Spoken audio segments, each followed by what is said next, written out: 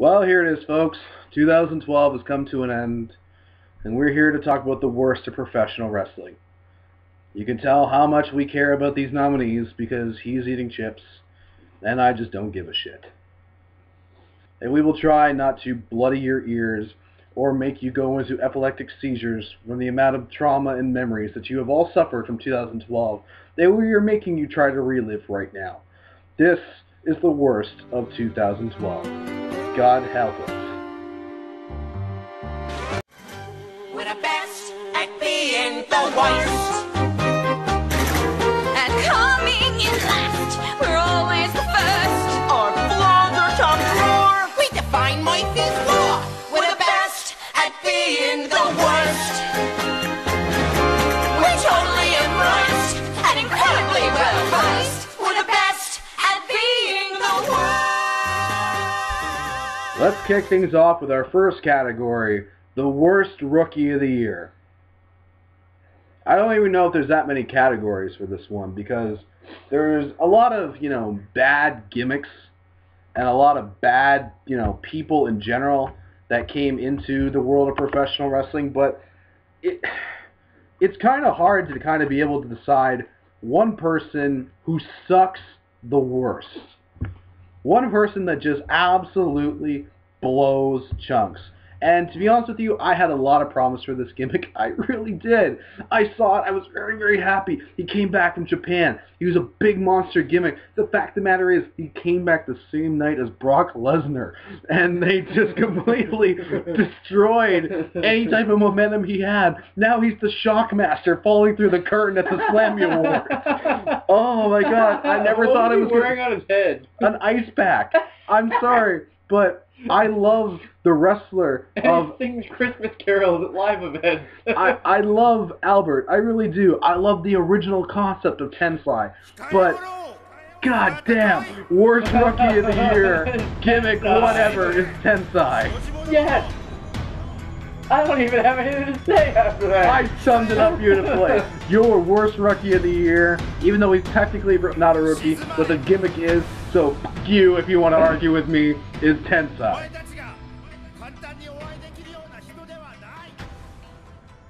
It is now time to give out a new award that I am just inventing off the top of my head.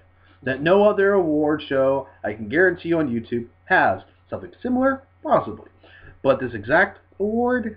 No. This is the Fall from Grace Award. This is about a character that we have invested in our time, that have spent months, weeks, maybe even years, growing to love and appreciate and get behind and try to defend to our friends even when they were at their worst. The fact of the matter is the Fall from Grace Award is at the bottom of the pit and we cannot save them and we have to recognize them for how much of a shitty year they had in 2012. My Fall from Grace Award has to be a guy that I thought came into the WWE and had so much momentum, so much just, a different look, a different style, just a different attitude when it came to different things. He even was doing things with a microphone, if that gives you a bit of a hint. Came over to TNA and has basically floundered and has been so great in 2012 that he was nominated to go into the Bound for Glory and team with Sting, only to get taken out the week before, and then decides to team up with Aces and Eights because they wanted to get the revenge and they wanted to have an enforcer. I'm sorry. I love Mr. Kennedy. I don't love Mr. Anderson. My Fall from Grace Award is to you, Mr. Anderson. I am going to have to go with the Black Pope. As retarded as that sounds coming out of my mouth. D'Angelo De Niro, who just recently quit his job with TNA after 3 years, who over the last year feuded with Devon for no reason over his children because they liked him better. Yep. Got hurt, was in the Dark Knight movie. That we didn't see. No one saw him. He might be making it up, but no one saw him. Came back for 2 weeks, got taken out by who? Aces and Eights? Aces and Eights, he was in the tournament. Yeah, got taken out by Aces and Eights. He didn't even get to finish the Bound for Glory series. And now is just probably just going to go back to doing nothing. So, the Pope, who they had a lot of investment in, who Hogan apparently loved, went from getting a main event title shot at Lockdown against AJ Styles to the TNA title to now having no stop. So, the Pope. Now we're going to discuss our worst moment of the year. A moment that makes us roll our eyes and are ashamed to be professional wrestling fans. Claire Lynch being given a microphone on live taped TV. Chris Louis' gut check completely ruining the wrestling business with terrible clotheslines and horrible Samoan drops against the almighty Gunner. I hate you, Gunner. Also, we'd like to give honorable mentions of this really, really bad category to such amazing things as Daniel Bryan losing at WrestleMania in 18 seconds. Which, by the way, turned out to be probably the best thing that ever happened to him. At the time, I was pissed.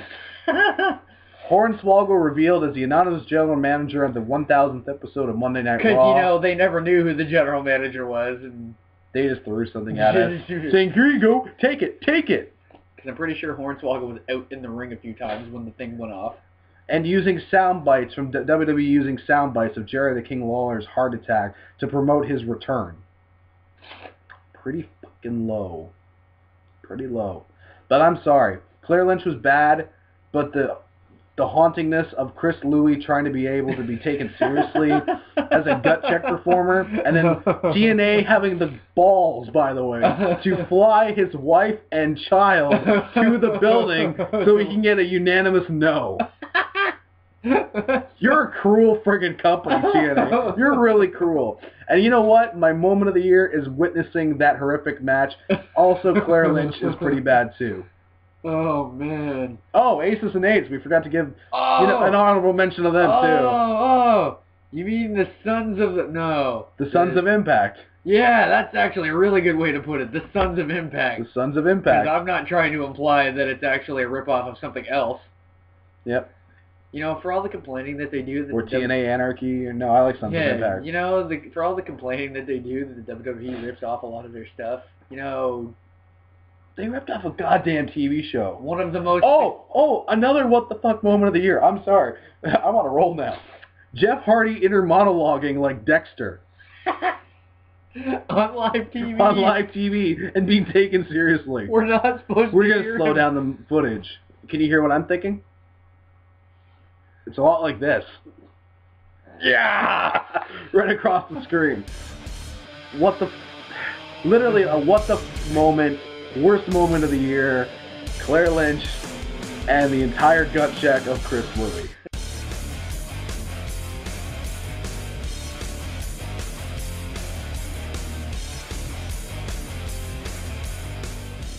As I said before in the best of video, your goal as a feud is to make us want to spend our money to be able to bring us into the building and try to invest our time and energy to care about two people against each other or a faction or whatever. But this sucks and wasted our time and we can never get it back. And on our dying bed, we will be reliving moments like this thinking we wasted our time trying to figure out what the feud is going to be.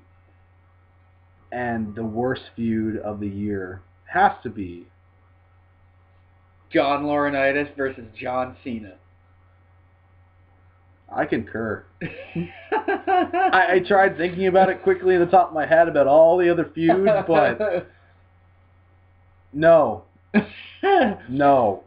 No. This culminated in the main event of a pay-per-view. That's right. I said main event of a pay-per-view. After they had Daniel Bryan and CM Punk go 25 minutes. Go on in the middle of the card. They gave the main event to John Laurinaitis versus John Cena, which was, I think, about 18 minutes of John Cena kicking the living crap out of John Laurinaitis. He got 2 moves of offense. Oh, I'd like to mention at least one. I'll give them one little tiny bit of credit. When they went into the Spanish announce table and they asked him, they had to do the Booker T, five time thing. That was funny. I'll give them that, but It was a humorous beatdown. It's a humorous... But it's not supposed to be at the end of the show. It started originally with Punk and Laurinaitis. No reason. Why the hell did they go to Cena? For no reason, John Laurinaitis decided to have a problem with Cena, who had never said a word to him, who never interacted with him, who never even looked at him for the majority of last year until the summertime. No. And John Laurinaitis just decided magically to have a problem with Cena when Punk had been ridiculing him week after week on TV, making fun of him, making him look like a joke. But that's not good enough, is it?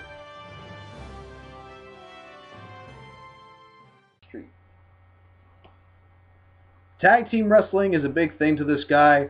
Tag teams have been getting revitalized, revamped. This tag team did none of the following things. My worst tag team of the year has to be the amazing connection known as Crimson and Matt Morgan. Which, on paper, two big guys, they would be able to, have some sort of chemistry. Zero chemistry because they feuded against each other, and then they teamed with each other. For no reason. And then they feuded against each other again. And then Crimson, since his loss, has never been seen from again, since after he lost to James Storm one time. And Matt Morgan has now become, I don't know, Hulk Hogan circa 1979 with his robe with Joey Ryan. But I'm sorry, but with the two of them together, especially when they're trying to pull like 2 or 3 pay-per-view matches out of Magnus, who's a fantastic worker, underrated by the way, and Samoa Joe, who deserves so much better in TNA, I deem the tag team of Magnus and Morgan to never be seen from again and to eat a bottle of poo. A bottle of poo. A bottle of poo. Our pick for worst tag team of the year, Magnus and Morgan.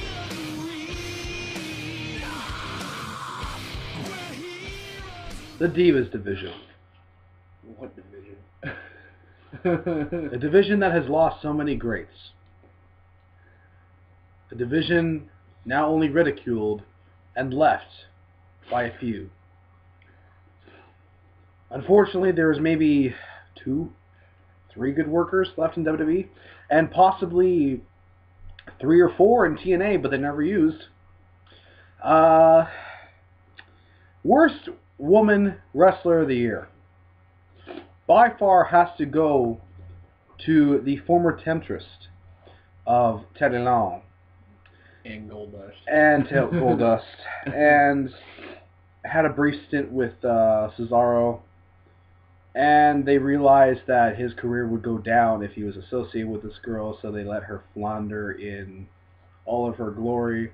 None other than Oksana.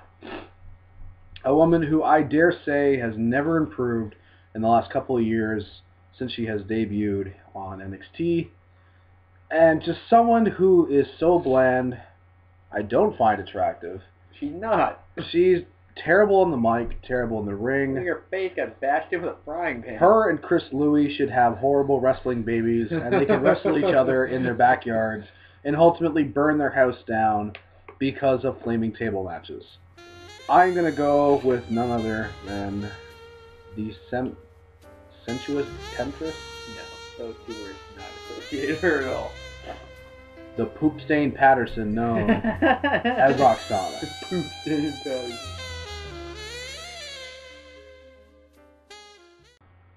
And now we come to the main event. The last hurrah. The moment that we've all been waiting for. The lowest of the low. The shit of the shit. This is the worst wrestler of the year. A person that is not only bad on the mic, not only bad in the ring, not only bad just in general, gimmicks, whatever it happens to be, or feuds. It's just 2012 was not their year. And quite possibly made us want to go to the bathroom, want to go do chores, or possibly even want to kill our family rather than watch them in action or on our TV. I'm going to make a rule right now. You can't pick Chris Louis again. I will not pick Chris Louis. I promise, even though I hate that son of a bitch so much for wasting my goddamn friggin' time, I will calm down and we will not pick Chris Louis. Would you like to start? No. Good, because I didn't either. The worst wrestler of the year. is a person who has been eating up paychecks for this company. I understand why they have him, because he has a certain demographic, and it makes sense. It really does. But if you're going to be key to this demographic, have him more prominent rather than someone who's there. And especially for a guy for his size and ability that lacks, I'm going to have to go with the Punjabi Playboy, a former world heavyweight champion, mind you. Only because they had nobody else to give it to. The great Kali. I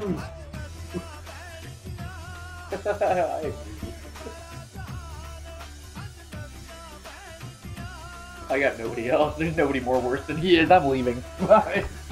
Thank you very much for watching our show.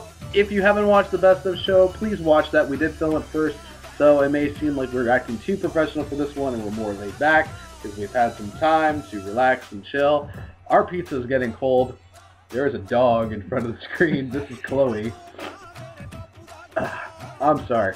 Anyways, here's we're hoping that 2013 is filled with great wrestling, great feuds, and no useless, pointless, unadulterated pieces of garbage like that cameo just was. My name is Adam Hayes. That was Jordan Lloyd and Chloe the dog. Thank you very much for watching our worst of 2012.